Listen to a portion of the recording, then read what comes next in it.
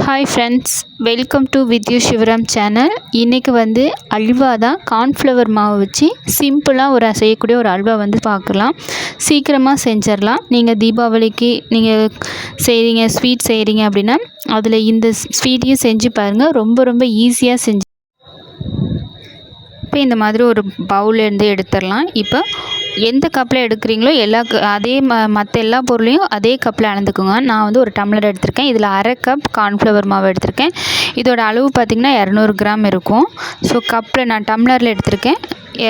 அரை கப் வந்து கார்ன்ஃப்ளவர் மாவு வந்து எடுத்திருக்கேன். இப்போ இதில் ஒரு கப் தண்ணி வந்து சேர்த்துட்டு மிக்ஸ் பண்ணிக்கலாம்.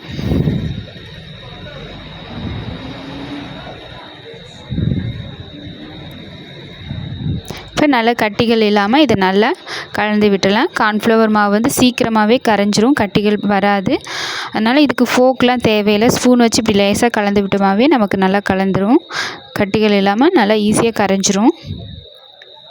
இப்போ இதை நல்லா கலந்துட்டு இது ஒரு ஓரமாக இருக்கட்டும். இப்போ ஒரு அடிகனமான பாத்திரத்தை எடுத்து அடுப்பில் வச்சுட்டு ஒரு கப் சர்க்கரை வந்து எடுத்துக்கலாம். அரை கப் கார்ன்ஃப்ளவர் மாவுக்கு ஒரு கப் சர்க்கரை வந்து சரியாக இருக்கும். அதே ஒரு கப் தண்ணி சேர்த்துட்டு இப்போ இதை நல்லா கலந்து விட்டுடலாம். அடுப்பு ஸ்டவ்வை ஆன் பண்ணிவிட்டு சர்க்கரை வந்து முழுமையாக கரைஞ்சி வர வரைக்கும் நல்லா கலந்து விட்டுட்டே இருக்கலாம். இப்போ இந்த சர்க்கரை கரையும் போதே பார்த்திங்கன்னா நமக்கு ஊற்றி வைக்கிறதுக்கு ஒரு பிளேட்டில் நெய் தடவி எடுத்து வச்சிடலாம். சர்க்கரை நல்லா முழுமையாக கரைஞ்சிட்டு லைட்டாக ஒரு கொதி வரட்டும். ஒரு நிமிஷம் மட்டும் நல்லா கொதிக்க விட்டுறலாம்.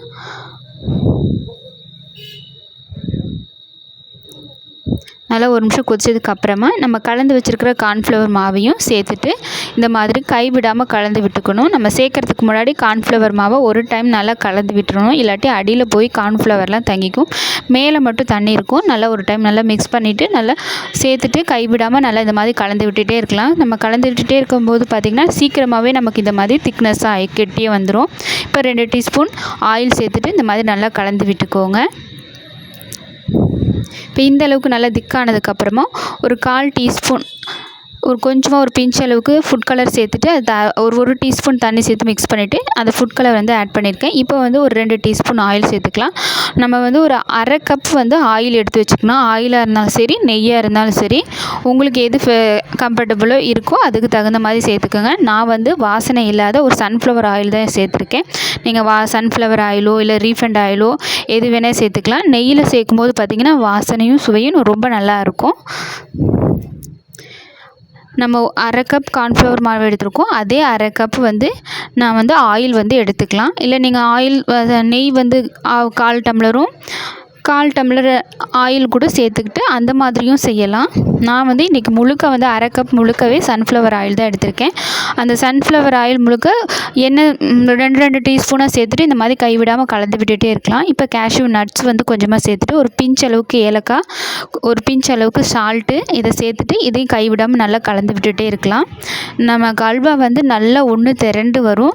நம்ம ஊற்றின நம்ம அரை கப் எண்ணெயோ அல்லது எண்ணெயோ எடுத்துருக்கோம் அப்படின்னா 2 டீஸ்பூனாக சேர்த்து முழுமையாக நமக்கு கொஞ்சம் கொஞ்சமாக சேர்த்து விட்டுட்டு கலந்து விட்டுகிட்டே இருந்தோம்னா அந்த எண்ணெயெல்லாம் நல்லா இழுத்துட்டு நமக்கு கடைசியில் ஆயில் பிரிஞ்சு நல்லா ஒன்று திரண்டு வரும். கடாயில் ஒட்டாமல் நல்லா ஒன்று நமக்கு கிண்ட நல்லா திரண்டு ஒன்று சுற்றி வரும். இந்த மாதிரி பார்த்திங்கன்னா இந்த அளவுக்கு நல்லா, அதே மாதிரி நமக்கு கரண்டியில் எடுத்து விட்டோம்னாலும் ரிப்பன் மாதிரி நமக்கு வரும். அந்த அளவுக்கு நம்ம கைவிடாமல் கலந்து விட்டுகிட்டே இருக்கலாம்.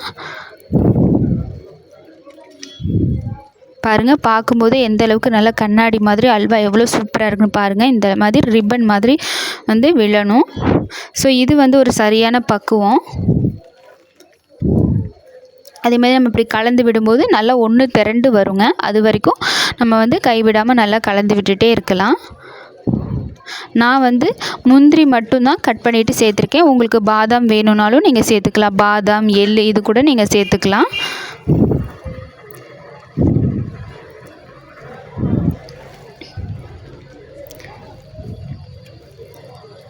கைவிடாமல் ஆனால் கலந்து விட்டுகிட்டே இருக்கணுங்க.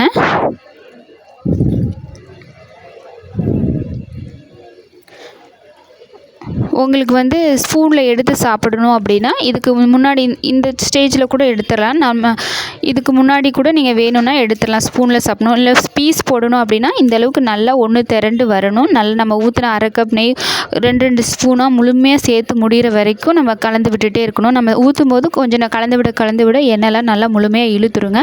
இழுக்க 2 டீஸ்பூனாக சேர்த்து கலந்து விட்டுட்டே இருக்கணும். அந்த முழுமையாக அந்த அரை கப் ஆயிலும் சேர்க்கணும். அப்போ தான் நமக்கு கடையில் கிடைக்கிற மாதிரி அல்வா வந்து இருக்கும். இப்போ இந்த ஸ்டேஜில் ஸ்டவ் ஆஃப் பண்ணிவிட்டு பாருங்கள், இப்படி ஊற்றும் போது எந்த ரிப்பன் மாதிரி கொட்டுது பாருங்கள். நான் வந்து இன்றைக்கி பீஸ் போடுற மாதிரி தான் செஞ்சுருக்கேன். இப்போ ஒரு ஸ்பூனையோ அல்லது சிலிக்கான் கரண்டினா, நான் வந்து சிலிக்கான் கரண்டியில் தான் இது பண்ணினேன். இப்போ அந்த கரண்டி வச்சுட்டு சமப்படுத்திக்கிறேன். நீங்கள் ஸ்பூனில் செய்கிறதா இருந்தாலும் லைட்டாக எண்ணெய் தேய்ச்சிட்டு நல்லா ஒரே ஈவன் பண்ணி விட்டுடுங்க.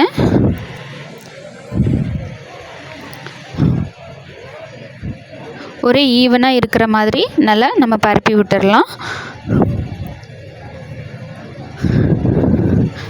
நம்ம சக்கரை பாகு கொதிக்கும் போதே நம்ம பிளேட்டில் வந்து ஆயில் தடவி வச்சுருக்கோம். அதில் வந்து இப்போ ஊற்றியாச்சு. இப்போ நம்ம எல்லோரும் நல்லா ஒரே ஈவனாக ஸ்ப்ரெட் பண்ணியாச்சு.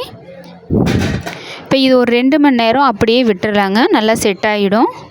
ஃப்ரிட்ஜில் வைக்கணுன்ற அவசியம் இல்லை. நீங்கள் வெளியிலேயே ஒரு 2 மணி நேரம் அப்படியே விட்டுட்டிங்கன்னா அது வந்து நல்லா செட் ஆகிடும்.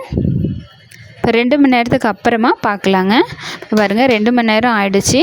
இப்போ இந்த ஓரத்தை மட்டும் லைட்டாக கத்தியில் வந்து லைட்டாக எண்ணெய் தேய்ச்சிட்டு நம்ம கார்னர் மட்டும் லைட்டாக எடுத்து விடுறேன். நீங்கள் அப்படியே எடுத்தாலும் லைட்டாக கையில் வச்சு இந்த மாதிரி லைட்டாக அப்படி பண்ணினாலும் போதும், வந்துடும், ஈஸியாக வந்துடும். நம்ம ஆயில் நல்லா நிறைய சேர்த்துருக்கிறதுனால சேர்த்துட்டு இப்படி லைட்டாக திருப்பி போட்டு எடுத்தோம்னாவே அது வந்துடுங்க. இப்போ உங்களுக்கு விருப்பமான ஷேப்புக்கு கட் பண்ணி வந்து எடுத்துக்கலாம். நான் வந்து ஒரு ஸ்கொயர் ஷேப்புக்கு தான் கட் பண்ண போகிறேன். நீங்கள் உங்களுக்கு விருப்பமான ஷேப்புக்கு வந்து கட் பண்ணி எடுத்துக்கலாம். ரொம்ப சாஃப்டாக நல்ல டேஸ்ட்டாகவும் இருக்கும். நீங்கள் தீபாவளிக்கு செய்கிறீங்க. இப்போ நான் வந்து ஒரு 200 கிராம் கார்ன்ஃப்ளவர் மாவு தான் எடுத்திருக்கேன், ஒரு அரை கப்பு.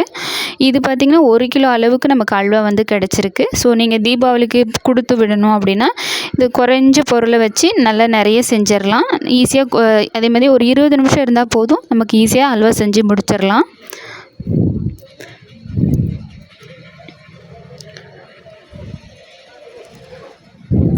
ரொம்ப இந்த அல்வா வந்து ஈஸியாக செஞ்சிடலாம். ஸோ நீங்கள் தீபாவளிக்கெல்லாம் பக்கத்தில் கொடுக்கணும் அப்படின்னா இந்த மாதிரி செஞ்சு கொடுத்து பாருங்கள். பாருங்கள் எந்த அளவுக்கு சாஃப்டாக இருக்குன்னு.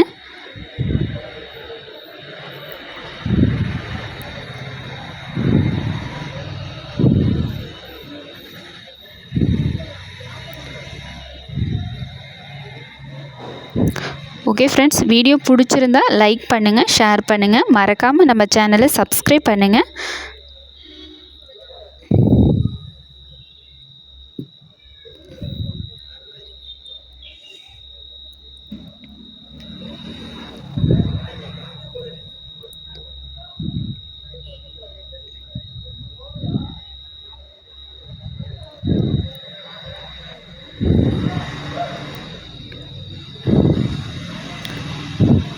ரொம்ப ஈஸியான தீபாவளி ஸ்வீட் ரெசிபி. ஸோ நீங்களும் வீட்டில் ட்ரை பண்ணி பார்த்துட்டு எப்படி இருந்துச்சு அப்படின்னு கமெண்ட் பண்ணுங்கள். மறக்காமல் கமெண்ட் பண்ணுங்கள் ஃப்ரெண்ட்ஸ்.